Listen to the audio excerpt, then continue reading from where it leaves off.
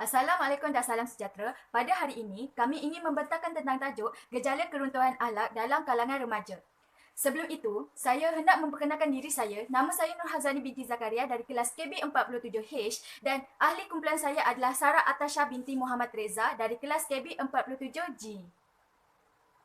Mari kita lihat apakah yang dimaksudkan dengan gejala keruntuhan akhlak. Gejala keruntuhan akhlak yang bermaksud pelbagai perbuatan yang negatif yang tidak membawa keuntungan kepada kekuatan sistem dan struktur ekonomi yang diamalkan dalam sesuatu masyarakat ataupun dalam sesebuah negara. Gejala keruntuhan akhlak juga merupakan satu isu yang sangat membimbangkan pada masa kini. Saban hari kita sering mendengar isu keruntuhan akhlak seperti punting sekolah, pembuangan bayi, pembunuhan dan sebagainya yang berlaku di kalangan remaja pada masa kini yang hangat diperkatakan di dada akhbar maupun di televisyen. Menurut Kerajaan Akhbar Utusan Malaysia pada tahun 2016, pihak KPM iaitu pihak Kementerian Pendidikan Malaysia telah merekodkan sebanyak 13,359 pelajar sekolah rendah dan menengah di seluruh Malaysia terlibat dengan masalah disiplin dan jenayah. Oleh itu, bagi membendung isu ini, pelbagai pihak perlu mengetahui terlebih dahulu bentuk masalah keruntuhan akhlak yang dihadapi oleh remaja, punca-puncanya dan akhirnya perlulah mencari penyelesaian untuk menanganinya. Seterusnya, mari kita bincangkan apakah bentuk-bentuk gejala keruntuhan akhlak di dalam kalangan remaja pada masa kini. Yang pertama ialah merokok. Merokok merupakan salah satu gejala keruntuhan akhlak yang sukar untuk ditangani. Hal ini kerana apabila seseorang remaja berkeinginan untuk mencuba bagaimana rasanya sebatang rokok, lama-kelamaan remaja akan menjadi ketagih sehingga mereka menganggap rokok adalah sebagai teman hidupnya. Yang kedua ialah dadah. Dadah merupakan suatu bahan kimia yang dapat mengubah perasaan, emosi dan perbuatan seseorang itu. Terdapat beberapa jenis-jenis dadah yang popular di negara Malaysia seperti ganja atau dikenali sebagai marijuana, pil kuda dan kokain. Tambahan pula, dalam bidang perubatan, dadah juga akan dimasukkan tetapi dalam kuantiti yang telah ditetapkan. Tujuan dadah diletakkan pada ubat-ubatan adalah sebagai ubat tahan sakit. Yang ketiga ialah pembuangan bayi. Pembuangan bayi merupakan salah satu jenayah yang melibatkan pasangan remaja yang melakukan perbuatan terkutuk sehinggakan si perempuan mengandung di luar nikah. Antara tempat-tempat pembuangan bayi biasanya dijumpai di tandas, sungai, surau dan tempat pelupusan sampah.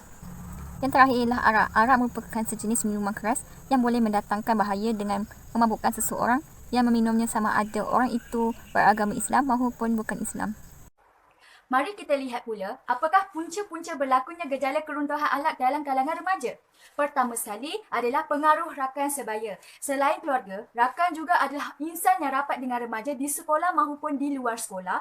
Remaja haruslah bijak memilih rakan sebaya agar tidak mudah dipengaruhi untuk membuat kejahatan ataupun perkara-perkara yang negatif yang boleh mendatangkan keburukan kepada diri remaja itu sendiri.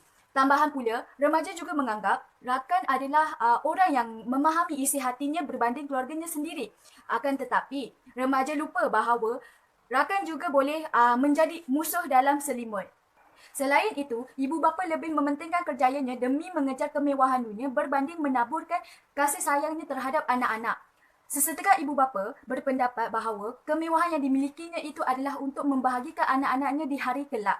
Namun, anak-anak hanya mahukan maksa, perhatian dan kasih sayang daripada ibu bapanya sahaja. Tambahan pula, kebiasaannya remaja yang kurang perhatian dan kasih sayang ini, mereka mudah terjebak dengan gejala yang tidak berhalak seperti meminum arak, mengambil dadah dan juga merompak.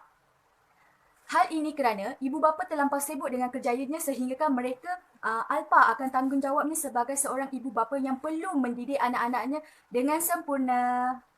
Akhir sekali, kewujudan peralatan teknologi seperti telefon pintar mampu memusnahkan kehidupan seorang remaja. Telefon pintar merupakan medium yang mudah mendapatkan sesuatu maklumat di internet. Terdapat banyak aplikasi yang boleh diakses secara percuma seperti Facebook, YouTube, TikTok, Instagram dan sebagainya. Namun, remaja perlu bijak menggunakan setiap aplikasi ini dengan perkara-perkara yang berfaedah. Penggunaan telefon pintar ini juga memberi peluang kepada remaja untuk mengakses laman-laman yang tidak sepatutnya untuk dilihat seperti laman pornografi yang boleh berlakunya aktiviti-aktiviti pergaulan bebas antara lelaki dan juga perempuan.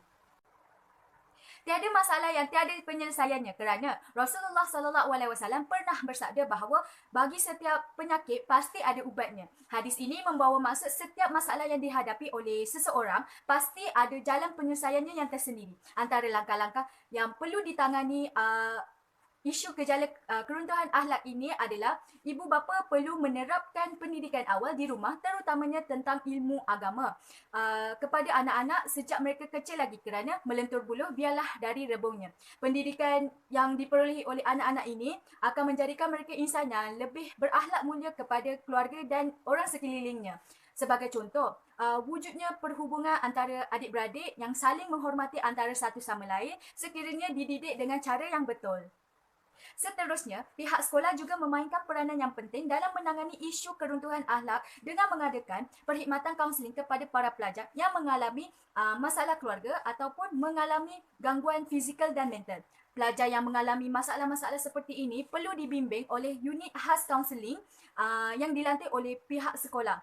Tujuan khidmat kaunseling ini diadakan pada peringkat sekolah adalah untuk membantu para pelajar dalam menyelesaikan dan mengeluarkan mereka dari kepompong permasalahan yang dihadapi oleh mereka. Justru, pihak sekolah atau guru perlu menunjukkan perhatian dan kasih sayangnya kepada anak muridnya tanpa belas kasihan ataupun pilih kasih. Sudah pasti pelajar akan lebih bersemangat untuk belajar di sekolah.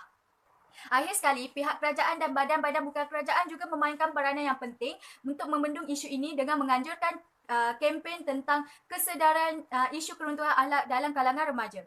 Melalui kempen ini mampu menjedarkan remaja berkenaan tentang kesan dan juga akibat yang akan diterima apabila terlibat dalam aktiviti-aktiviti yang tidak berakhlak ini. Kempen ini haruslah mempunyai objektif dan juga tujuan yang baik di mana pihak penganjur perlu melakukannya tanpa ada unsur-unsur yang negatif seperti rasisme. Hal ini kerana untuk memberi manfaat dan teladan yang baik terhadap para remaja. Secara keseluruhannya, sudah terang lagi bersuluh bahawa gejala keruntuhan akhlak dalam kalangan remaja dapat diatasi sekiranya semua pihak termasuklah ibu bapa, pihak sekolah dan pihak kerajaan berganding bahu dalam menggalas tanggungjawab masing-masing. Ibarat hati gajah sama dilapah, hati kuman sama dicecah. Masalah sebegini haruslah ditangani dengan segera dan cekap agar dapat menjaga nama baik diri, keluarga dan juga negara. Sekiranya perkara ini tidak dapat ditangani dengan segera, sudah pastinya negara kita gagal untuk melahirkan seorang insan yang cemerlang dari sudut etika dan juga tingkah lakunya. Tambahan pula, sekeras-keras kerak nasi pasti menjadi lembut.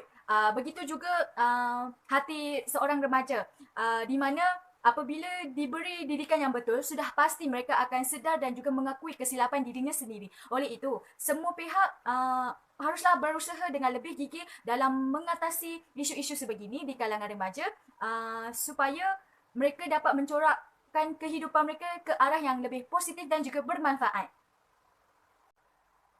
Itu saja daripada kami. Terima kasih kerana sudi menonton dan juga mendengar.